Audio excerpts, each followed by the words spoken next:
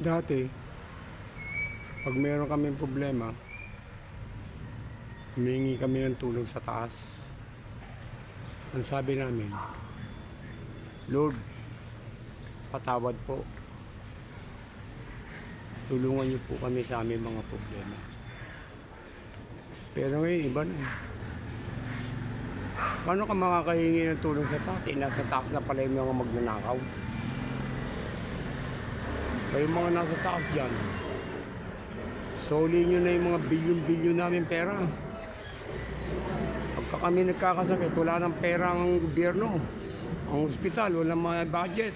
Ang PhilHealth, 50 billion, pinasosoli nila ng Supreme Court. Soli nyo na. Maawa kayo sa aming mga Pilipino nasa baba. Kayong mga nasa taas, puro nga mga suwapang, mga buhaya. Soli nyo yung pera namin.